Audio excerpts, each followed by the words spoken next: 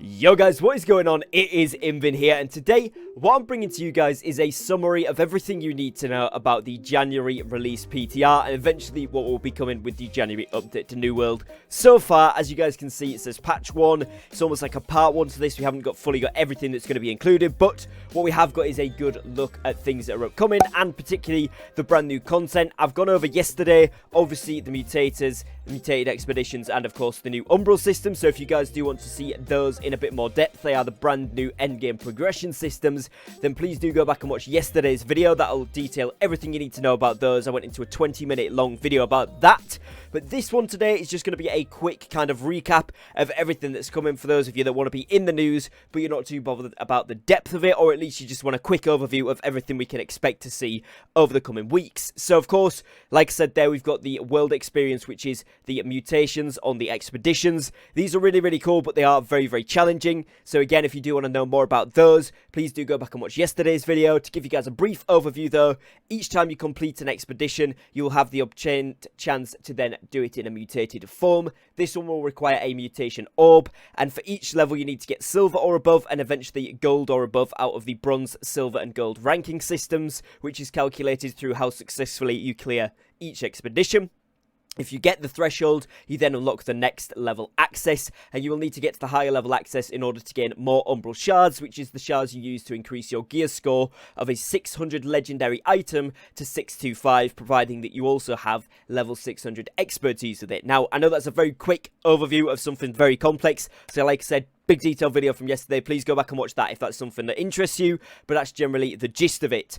Now, with these expedition mutations, you essentially get 4 elemental things that happen. So they will either be flame, which is fire, ice, void, or nature, and that will be, you know, kind of how the enemies interact. So for example, if you get a Genesis on a Hellfire week, which is the fire elemental version, that'll be pretty difficult because of course you know that the Angry Earth mobs are weak to fire damage, except from if they get the resistance from it from the mutation, which is where this comes into play quite a lot and can make some of these expeditions particularly quite hard. Now, of course, as well, when you get further up, you have promotions and curses as well as the elements, and these are something which add difficulty to these. Again, I explained them in yesterday's video fully, but essentially they'll be giving promotions to the enemies and curses to the player to make the experience more and more difficult as you progress further up the plus list, so +1, +2, +3, all the way up to 10 on a weekly cycle. Now, with that, they've also changed some of the stuff in expeditions.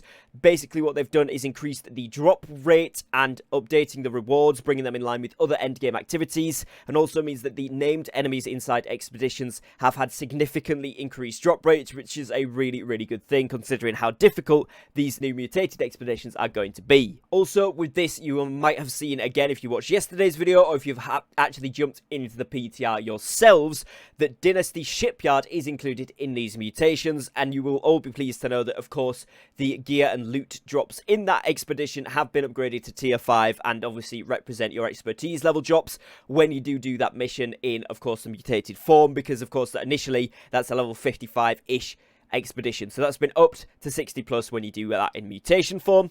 Fast travel costs have been adjusted, so they've been reduced overall, and if the faction control point of an area is owned by your own faction, the travel cost is actually reduced to 0, which is really good. I think this is a big update, particularly with how important crafting is going to be, as if you haven't seen that yet already as well, when you craft an item that is 600 gear score, say for example with 200 weaponsmithing, I may craft a gear score 600 great axe, but my expertise is less than 600, obviously when this update comes out that will be the attainable level 600 rather than 590, then I have a expertise buff which I receive from crafting a 600 gear score weapon or armor or whatever I do that isn't already at 600. It will give me a boost or a buff or a bump towards that 600 mark, which is really nice. And of course, like I mentioned at the start, you do need to be expertise 600 as well as having a 600 item in order to be able to progress that towards 625 with the Umbral shards. Now, there's a few notable fixes. Generally across the board, you've seen the Winter Convergence Festival extended. This will obviously be before the introduction of this patch, but just for those of you watching that are up to date with the news. Obviously, you've got a couple extra weeks on that Winter Convergence Festival, so do make sure you make the most of those, get all of the rewards that you want, etc., all the quests done, so that is done and dusted by the time it does end.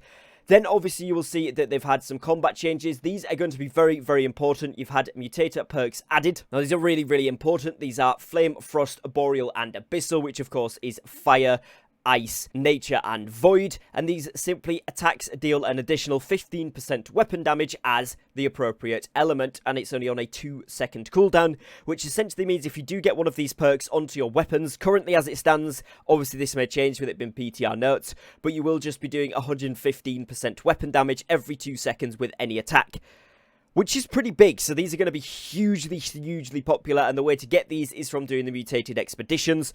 So particularly for PvP, this is going to be absolutely crazy, and you're certainly going to want to get your hands on these as soon as you can.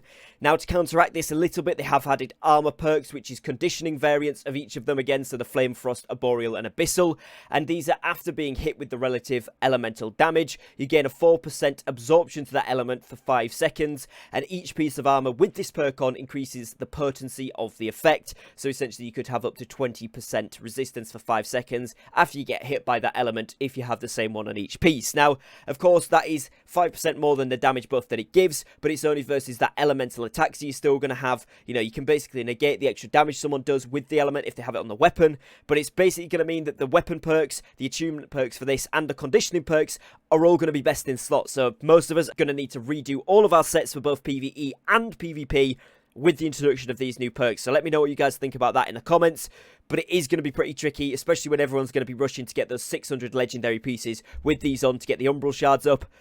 It's going to be a big battle, so we'll see how that works out. Now, also, you'll see that they've introduced some new notable fixes. Most importantly here, where you jump to cancel the animation with the bow to automatically spam more attacks. That has been finally fixed, which is really good. And of course, then the Umbral system, which I talked about here, which is how you get your gear score from 600 to 625. Again, best way to understand this fully is watch yesterday's video. I went in depth with this, showing you guys how it works, how to get the keys for the mutations, all of that good stuff. And basically what happens is you get shards as a reward for completing a mutated dungeon, and then in turn you can use those shards to increase the level of an item that is already at 600, where you have the expertise respective of that slot at 600 as well. Now, QOL improvements, you've seen a few things over there, like I said about the crafting there, that one is included, and some really important things here that have been added kind of as an additional thing here is the Outpost Rush.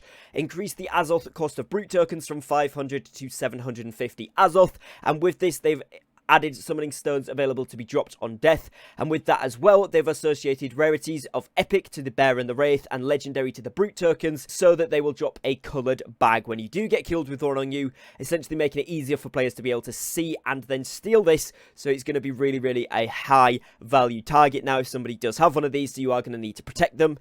So that's pretty good. And also Baroness Hale's ice mines now slow the player for 30% for 3 seconds instead of giving you a stagger effect, which for anybody that's played Outpost Rush, both of those changes are probably very much welcomed. So if you guys have enjoyed this video, just a quick recap on the latest news and events happening in New World and Eternum. Of course, like I mentioned there, we haven't seen any weapon balancing updates, we haven't seen any updates in general to how, kind of how perks and abilities are going to interact, which we do know that they are constantly working on and monitoring.